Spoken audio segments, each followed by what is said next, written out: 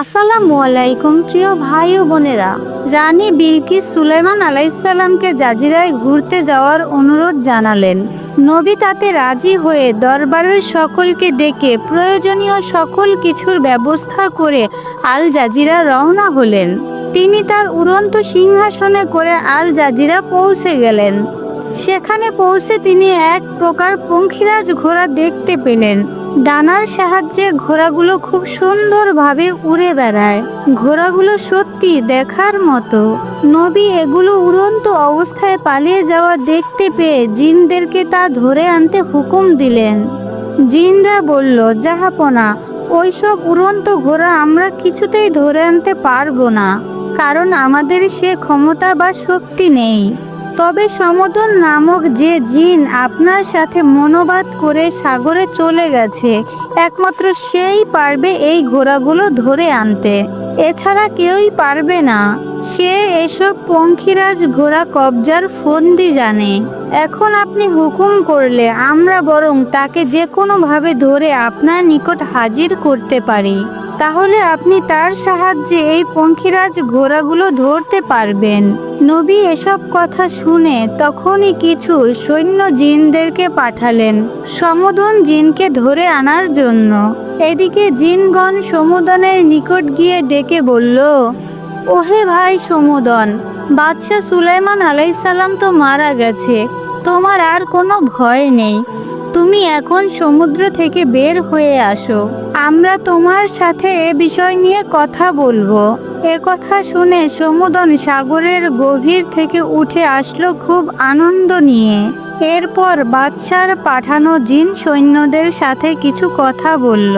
কিছুক্ষণ কথা বলার পর জোর করে তাকে শিকল দিয়ে বেঁধে বাদশাহ সুলাইমান আলাইসাল্লামের নিকট নিয়ে আসলো। নবীকে দেখে সমুদন বিনীতভাবে বলল, জাহাপনা, আমাকে ক্ষমা করুন, আমার জীবন ভিক্ষা দিন। যদি তাই হয় তবে জাজিরায় যেসব উড়ন্ত ঘোড়া রয়েছে তাদেরকে তুমি আমার কাছে ধরে নিয়ে আসো। সমুদন বলল, জাহাপনা, হেকমত ব্যতীত এগুলো ধরতে পারা যাবে না। পয়গম্বর সুলাইমান আলাইসাল্লাম বললেন, কিরূপ হিকমত করতে হবে শুনি? সমুদন বলল, ওই উড়ন্ত ঘোড়া ফলানা নামক নহর হতে সর্বদা পানি পান করে। আপনি হুকুম করলে আপনার জিন ও দেও সৈন্য ওই নহরের পানি শুকিয়ে তথায় সারাপ ঢেলে নহর ভর্তি করে রাখবে। যখন তারা পানি পান করতে আসবে তখন তারা পানির পরিবর্তে সারাপ খেয়ে মাতাল হয়ে যাবে, তখন তাদের ধরে আনা যাবে। বাদশাহ সুলাইমান আলাইসাল্লাম পঙ্খিরাজ ঘোড়াগুলো ধরার কৌশল জেনে খুবই খুশি হলেন। তখনই নবী সুলাইমান আলাইসাল্লাম একটি দৈত্যকে পাঠালেন সেই পানির নহরে। দেও গিয়ে নহরের সমস্ত পানি তুলে সেখানে সারাপ রেখে আসলো। যথারীতি নিয়ম অনুযায়ী পঙ্খিরাজ ঘোড়াগুলো আবার উড়ে আসলো এবং তারা পানি মনে করে সেই সারাপগুলো খেলো। তারপর তারা সকলে মাতাল হয়ে সেখানেই পড়ে রইল। দৈত্যটি দূরে দাঁড়িয়ে ঘোড়াগুলোর ওপর নজর রাখছিল। এবার সুযোগ বুঝে সকলে মিলে 40টি ঘোড়ার গলায় রশি লাগিয়ে হযরত সুলাইমান আলাইসাল্লামের নিকট নিয়ে আসলেন। বাদশাহ সুলাইমান আলাইসাল্লাম দূর থেকে ঘোড়াগুলো দেখে মুগ্ধ হলেন। এবার সেগুলো কাছে পেয়ে সুলাইমান আলাইসাল্লাম এবং রানী বিলকিস মন ভরে তাদের দেখতে লাগলেন। তিনি ছিলেন মানব দানব জিন পরি পশু পাখি সকলের শাসক। সে হিসেবে তার পক্ষে এসবের আনাগোনা সংস্পর্শতা ছিল স্বাভাবিক। কিন্তু পঙ্খিরাজ ঘোড়ার মতো এত সুন্দর জন্তু আর কোনোদিনও তিনি দেখেননি। তাই সেগুলো যতই তিনি দেখছিলেন ততই দেখতে ইচ্ছে হচ্ছিল। কিছুতেই যেন তার মনের তৃপ্তি মিটছিল না। উড়ন্ত সামুদ্রিক সেসব ঘোড়ার অপূর্ব সৌন্দর্য দর্শনে তিনি মোহিত হয়ে পড়েন। নিজের প্রয়োজনীয় কর্তব্য যেন সে ভুলে গেছে। এক সময় আসরের ওয়াক্ত এসে গেল, তাও যেন তার খেয়াল নেই। ঘোড়ার সৌন্দর্য দেখতে দেখতে তার সেই নামাজ আদায় করা হলো না। ওদিকে সূর্য অস্ত যাওয়ার উপক্রম।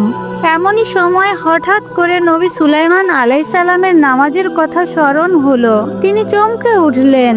নবী ব্যথিত ও লজ্জিত হয়ে আল্লাহর দরবারে তাওবা করে দুহাত তুলে বিনীত সুরে বলতে লাগলেন, হে মাবুদ, তুমি নিজ গুণে আমার অনিচ্ছাকৃত এ ভুল অপরাধ ক্ষমা করো। তখন তিনি চোখের অশ্রুর মধ্য দিয়ে আল্লাহর দরবারে ক্ষমা ভিক্ষা করতে লাগলেন।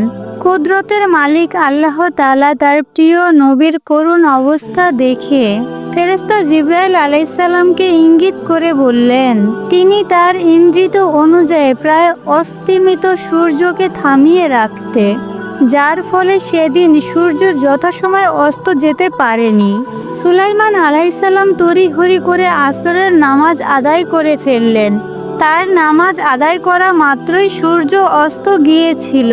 কিন্তু নামাজ আদায় করার পর নবী সুলাইমান আলাইহিসসালাম নিজের ভুল বুঝতে পারলেন। আপন কৃতকর্মের কথা স্মরণ করে অনুতাপের অনলে দগ্ধ হতে লাগলেন। তার মনের কোণে একই আবেদন, হায়, আমি একই করলাম কেন? আমি পার্থিব মোহে মুগ্ধ হয়ে মহান আল্লাহর ইবাদতের প্রতি উদাসীন হলাম।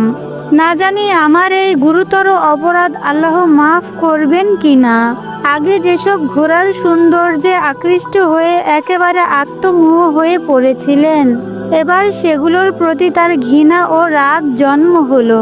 এ অবস্থায় তিনি এক দৈত্যকে ডেকে বললেন, ঘোড়াগুলোকে আমার কাছে নিয়ে এসো। দৈত্যটি আদেশ পালন করলো। সঙ্গে সঙ্গে সুলাইমান আলাইহিসসালাম ঘোড়াগুলোর অঙ্গ হতে তাদের মূল সৌন্দর্য ডানা দুটো কেটে ফেলল। কথিত আছে যে সেদিন পৃথিবীতে যেখানে যত ডানা বিশিষ্ট ঘোড়া ছিল, তাদের সকলের ডানাই আল্লাহ তাআলা বিলুপ্ত করে দেন। আর এই ঘটনার কেন্দ্র করে পৃথিবীতে দৃষ্টিনন্দন তুরঙ্গ ঘোড়া বা ডানা বিশিষ্ট ঘোড়া আর দেখা যায় না।